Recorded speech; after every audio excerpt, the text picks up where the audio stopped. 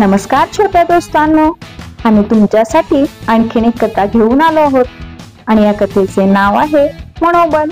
चला तर मग ऐकूया कथा मनोबल। एका राजाजवळ एक हत्ती होता। तो त्याला अत्यंत प्रिय होता। तो हत्ती स्वामी भक्त असण्याबरोबरच चांगला योद्धा होता। जेव्हा केव्हा राजाने त्याच्यावर बसून युद्ध केले तेव्हा राजा त्यात विजयी झाला। काही काळ लोटल्यानंतर हत्ती वृद्ध होत चालला।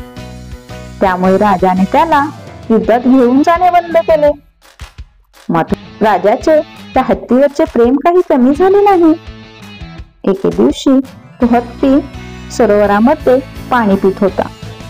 सरोवरामध्ये पाणी कमी होते, त्यामुळे हत्ती पुढे पुढे गेला आणि दलदलीत फसला। वृद्धावस्थेमुळे हत्तीला दलदलीतून निघणे शक्य नव्हते, त्यामुळे तो जोरजोरात ओरडू लागला। त्याचा आवाज ऐकून माहूत त्याच्याकडे धावत आले, परंतु सरोवरातून त्याला बाहेर काढणे कोणालाही जमेना। तेव्हा त्यांनी त्याच्या शरीराला भाले टोचायला सुरुवात केली, कारण भाल्याच्या टोचण्याने तो सर्व शक्तीनिशी प्रयत्न करेल आणि बाहेर येईल, पण हत्ती बाहेर येऊ शकला नाही। भाल्याच्या टोचण्याने हत्तीच्या डोळ्यातून अश्रू येऊ लागले। राजापर्यंत ही वार्ता गेली। त्याने तात्काळ हत्तीच्या जुन्या आणि अनुभवी माहुताला बोलावणे पाठवले। माहुत आला। राजा शेजारीच उभा होता।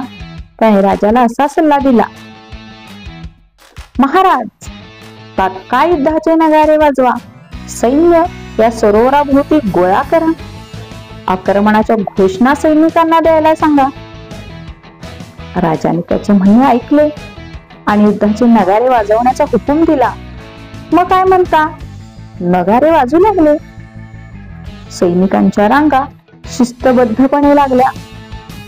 आक्रमणाच्या घोषणा ऐकू येऊ लागल्या। त्याबरोबर हत्तीच्या अंगात वीरश्री संचारली आणि तो दलदलीतून बाहेर पडला। त्याचे मनोबल हे युद्धासाठी तयार झाले होते। राजाने जुन्या माहुताचे आभार मानले आणि बक्षीस दिले। काय दोस्तांनो, आवडली ना तुम्हाला ही कथा? आणि या कथेसाठी तात्पर्य आहे, निराशवादी विचार ठेवल्याने कधीच यश मिळत नाही।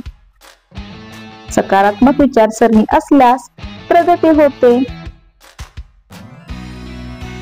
अशाच नवीन कथा पाहण्यासाठी आपले भविष्यवेध हे चॅनल सबस्क्राईब करायला विसरू नका। धन्यवाद।